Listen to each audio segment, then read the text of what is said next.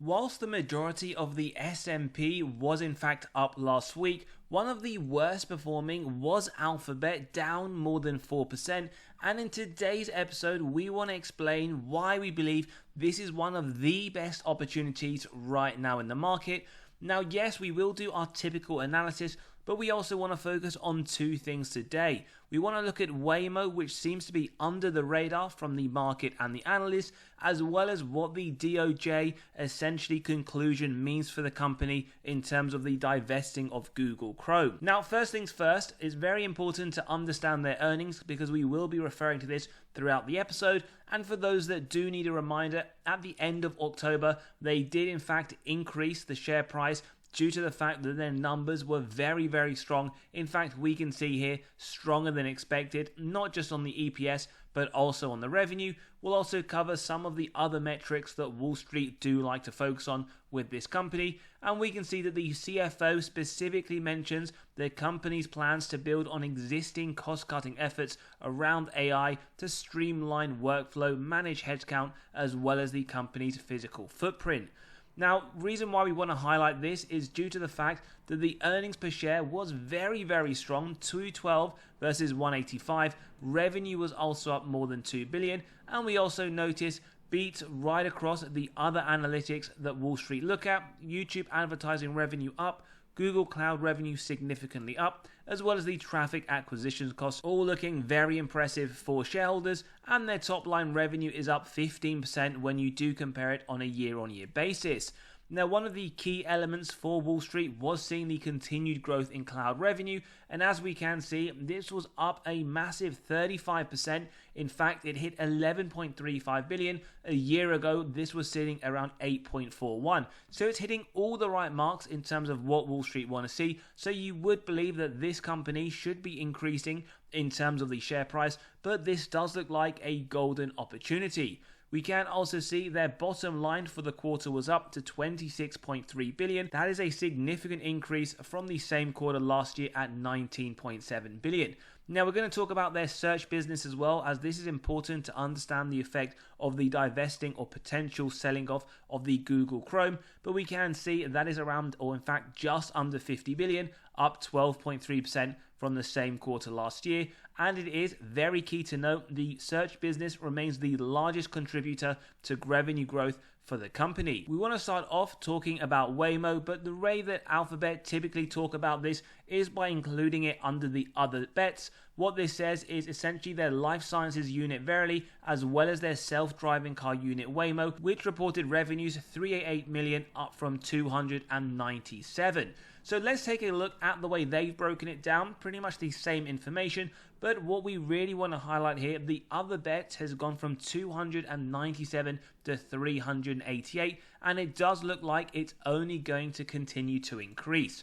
So Waymo, we are going to just run through a little bit of a timeline, but we can see from August they are looking at expanding the essential unit to a more roomier robo-taxi with less expensive tech, ultimately profiting much larger to their bottom line, which will in turn help shareholder and their return. Now we can see here they are looking to scale with a fresh 5 billion investment, and that is something, as we will come to see, has now gone fully ahead with. We also noticed in September, Uber and Waymo offered a driverless ride-hailing apps in Austin and Atlanta, and we can in fact see starting early 2025, this will also include Texas. Now, following up from what we did mention earlier, we can see at the back end of October, Alphabet's self-driving unit Waymo closes a 5.6 billion funding round, and they are talking about how the robo-taxi race is starting to heat up. No surprises, as we did see Elon Musk with that massive presentation on We Robot, running through not just their equivalent, the Cybercab, but also other elements of how AI is really going to help Tesla. It is also important to understand that Alphabet have said they will commit around 5 billion in a multi-year investment to Waymo, so this is something that we do anticipate will continue to increase, and definitely something we would say to keep your eye on as Alphabet continue to report on their quarterly earnings, because this could ultimately become in the future a very significant portion of their total revenue. We also notice here that they have now, this is just news from a few weeks ago, opened their service into LA in what they are calling the largest expansion yet. And given the massive funding that they are putting forward, they are saying that their operations are increasing at a very rapid rate, and it isn't going to be too long before we see this right across the whole US. Now that concludes the Waymo part of our analysis. Just something we do want to bring to your attention, how Alphabet will continue to increase their top line, and we do believe this is definitely one to keep your eye on for future growth. Then we want to move on to something that's a little bit more pressing at the moment, is the fact, as we've already seen, Alphabet shares slid around 4% last week due to the Department of Justice now pushing for Alphabet to divest Chrome. Now this is on the back of the federal judge ruling in August that Google did hold an illegal monopoly in search and continue to do so, and we can see the proposed breakup would, in the DOJ's terms, permanently stop Google's control of this critical search access point and allow rival search engines the ability to access the browser that for many users is the gateway to the internet. Now, thinking about the possible sales, lots of different analysts coming up with the amounts, but one that we do have from Bloomberg currently values this at around 20 billion if the judge's order sale does go through. Now, for those that want to know, 20 billion in relation to the market cap of Alphabet is very, very tiny, but as we've seen, search is where a significant amount of their revenue comes from, and we can see here, in fact, 56.9%, 175 billion in revenue. Now, when we look at Google's own words, they did have something to say about this. They've said the DOJ's staggering proposal would hurt consumers as well as America's global technical leadership, and they've run through quite a number of points that they do believe would be to the detriment of those that we did just mention. They talk about endangering the security and privacy of millions of Americans, undermining the quality products that people like, and this is all through the sale of Chrome, and they mention here potentially Android. They say it would also require them to disclose to unknown foreign and domestic companies not just Google's innovations and results, but also what they say is more troubling, America's personal search queries, and the list goes on. As we can see, they aren't taking this positive at all, and they're saying, just one example, the DOJ's proposal would literally require us to install not one but two separate choice screens before you could access Google search on a Pixel phone. To make matters even worse, they say, and the design of the choice screen would have to be approved by the technical committee, and that's just a small part. Very interesting to note here, they said, we wish we were making this up. Now, ultimately, they believe the approach would result in unprecedented government overreach that would harm American consumers, developers, and small businesses, and something, as we can see from this information, that they are going to put up a fight for, and we wouldn't necessarily believe that this is done and dusted. And they say we are still at the early stages of the long process, and they will fill out their own proposals next month and make a broader case next year. Now, the reason why they are mentioning all this information, because ultimately they will be back in federal court in April for the remedies trial, so we do believe this will go on for quite some time. And remember, this is all due to the fact that the Department of Justice believe that what Alphabet have done is not allow the competition to the online search market, and, as we said, an illegal monopolistic market. Now, we have an article here that does talk about the valuation, which is very important to understand, so we can go through this. What it talks about is that Apple is fighting the ruling, but there is a lot ongoing, and ultimately any result will not come out until 2027 at the utmost earliest. And we have some news that last month President-elect Donald Trump came out against a Google breakup in favor of making it more fair.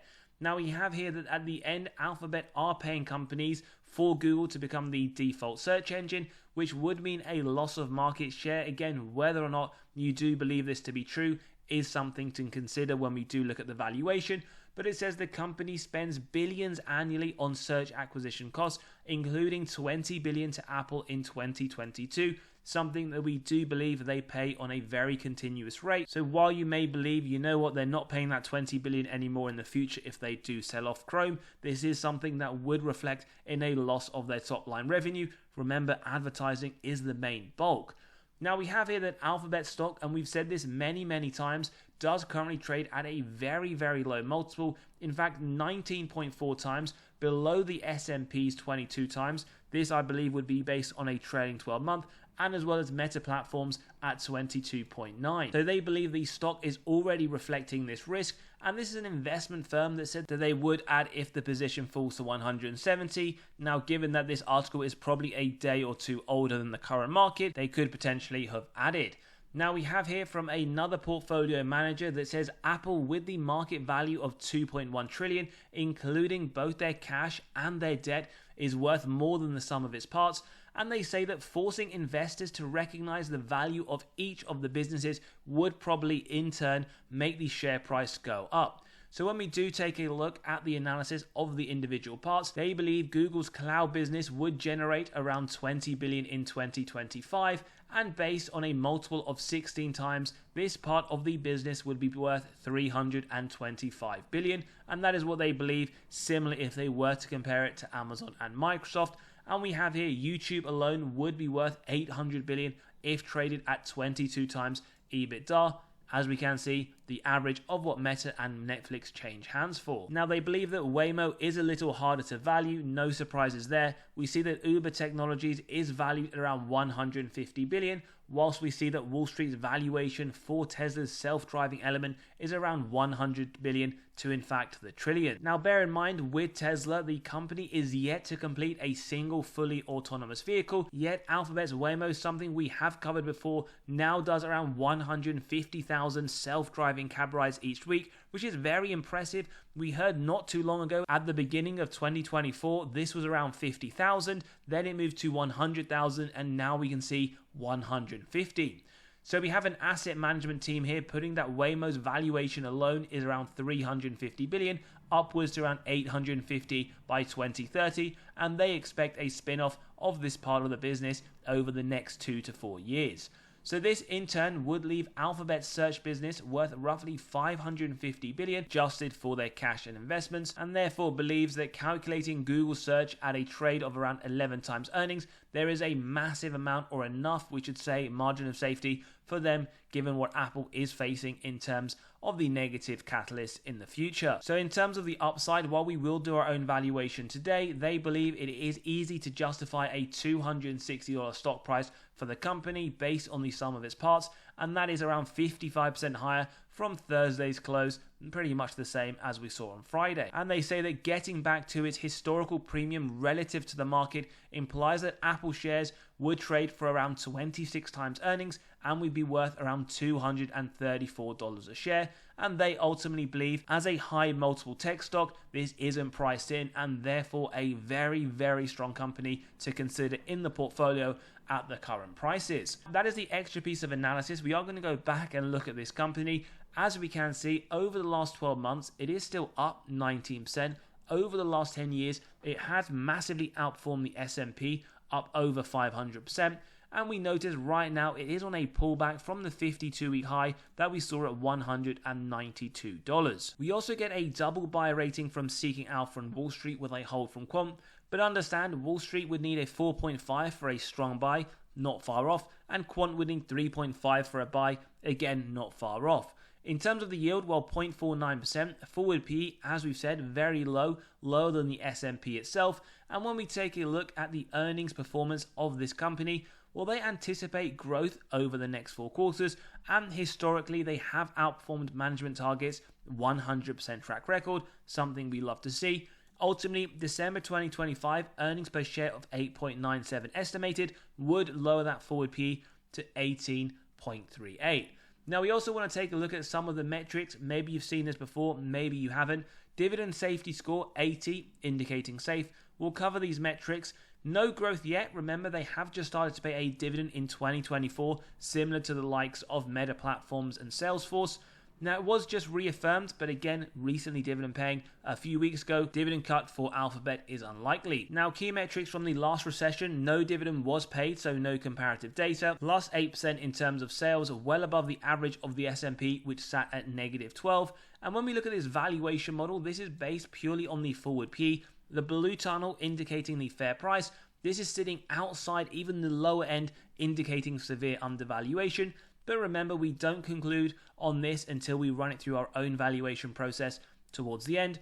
On the channel, we like to use dividend yield theory, which says a company is undervalued when the current yield sits above the 5-year average. Now remember, newly paying dividend company, we won't focus on this. It is a bit irrelevant for the time being.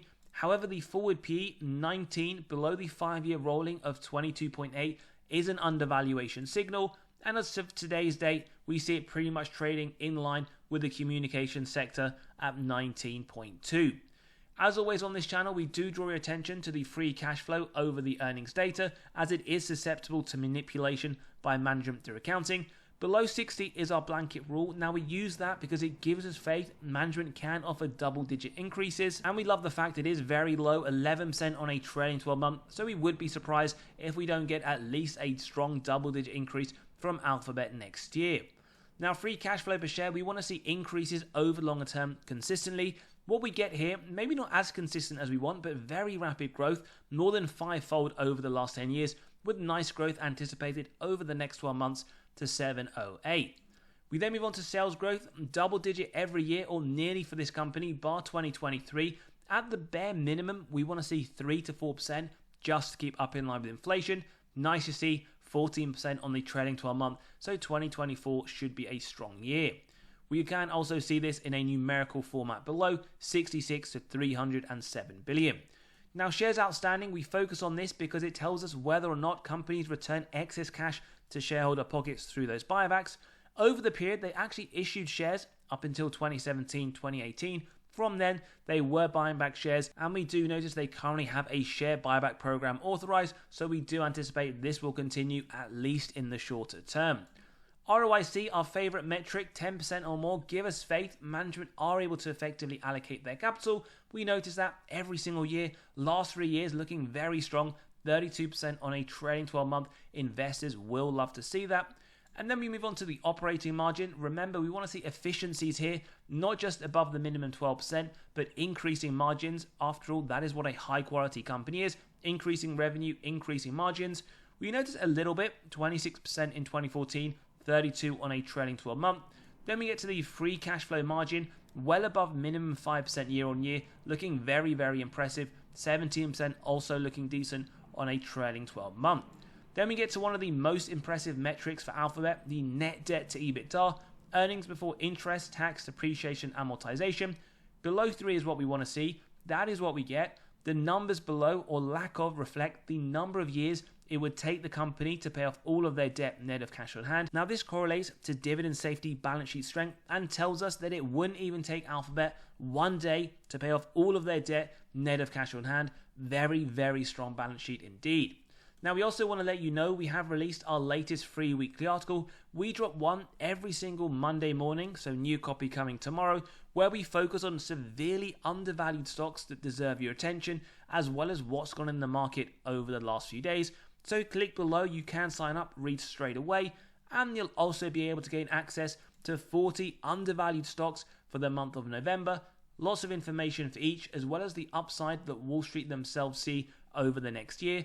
And on top of that, you can grab a recently released copy of 29 undervalued dividend stocks that Wall Street themselves believe have the most upside right now across the whole S&P 500. So click below, sign up, and you can start reading straight away. We then move on to insider ownership that sits at around 11.6%, around 123 million worth of sales by insiders over the last year, and we have 20 million just in the more recent quarter, Q4 2024. When we take a look to see who they are, well, just a few days ago, in fact, we saw the CEO sell around 22,500 shares that netted him around $4 million. Now, information is here, but as always, we do focus on insider buying because we don't believe insider selling is a bearish signal. Management sell for many reasons, personal and financial.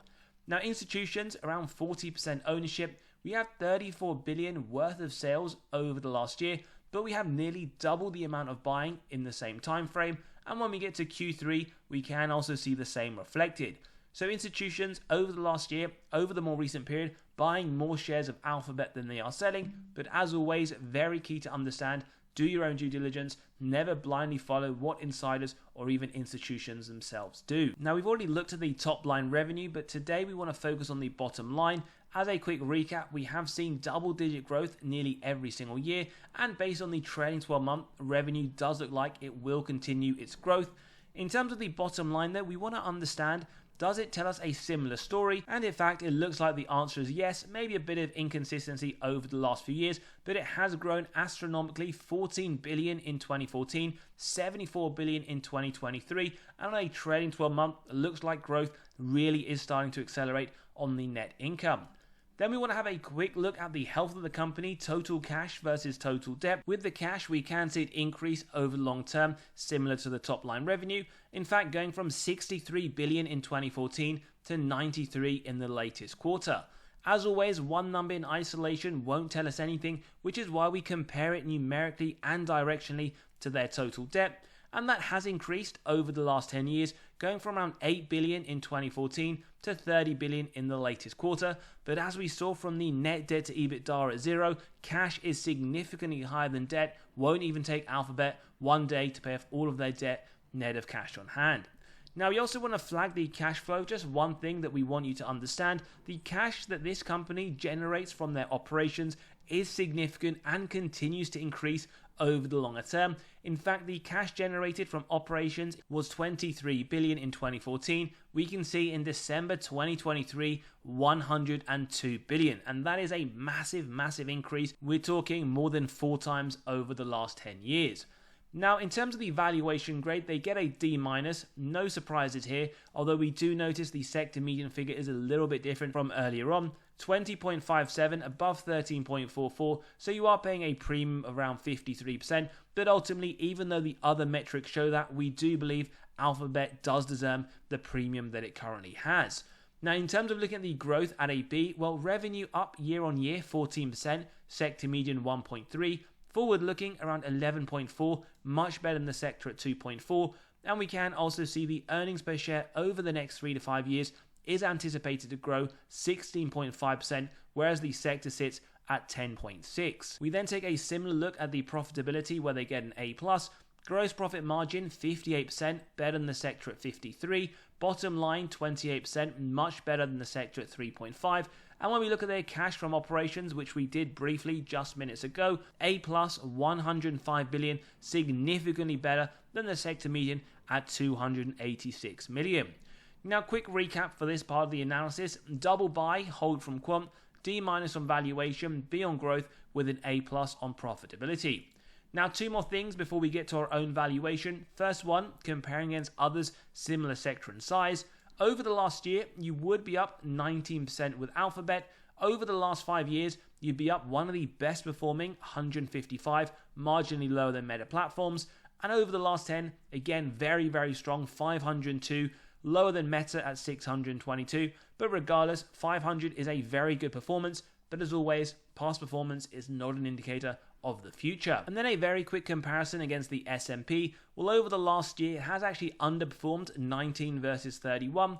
Over the last 5 years, it has massively outperformed, and the same conclusion over the last 10 years. Can it continue to outperform the S&P? As always, you can consider a low-cost ETF that does just track the S&P 500. Now let's jump into our valuation model. As always, if you do enjoy the content, value is being provided. Smash that like button, hit that subscribe and bell button so you are continually notified of these videos as they drop. Now, how we got to the $215, we ran it through the DCF model. We have the free cash flow year on year, average growth 24%. We've gone for 12, so that is a fairly low rate in terms of the average and the more recent year, but we do have a low, medium and high rate that we will discuss. So based on 12%, with the discount rate at 8, we get the present value of future free cash flows and terminal value, add together with the cash, subtract total debt, get to the equity value, divide by the shares outstanding, and thereby our intrinsic value $215, indicating upside of 31%. Now remember, these numbers are subjective and you can grab a copy of this model by clicking on the pinned comment below, running your own numbers, whether it's for Alphabet or any others. But let's just take a look for transparency. The 10% rate would indicate an intrinsic value of $187, upside of 14%, and the high rate of 14 today would indicate 247, upside of 51%. Now we want to take the medium 12% rate through, where we will always look at a margin of safety on this channel. At 10% is what we execute if it meets our 3 golden criteria: wide moat, strong financial metrics, and good forward-looking data. If you believe that, in today's episode, we'll buy up to $194, and then we keep going till it's near the current trading price, And what we see in today's episode for Alphabet, you aren't getting the 25% just yet. It's sitting somewhere between 20 to 25, with Wall Street upside 28%, $210 price target. As we saw, they weren't far from flipping from a buy to a strong buy, and as we said as well, quant from a hold to a buy. As always though, give us your thoughts below whether or not you believe now is a great buying opportunity or you are waiting to see what the future does hold. As always, if you enjoyed today's episode, value was provided, smash that like button, hit that subscribe and bell button so you are continually notified of these videos as they drop. Don't forget to sign up to the free weekly newsletter below. We're dropping our new copy tomorrow morning, and come and join us in the Patreon where we are talking about our weekly buys and sells. As always, have a great day and we'll see you all on the next one.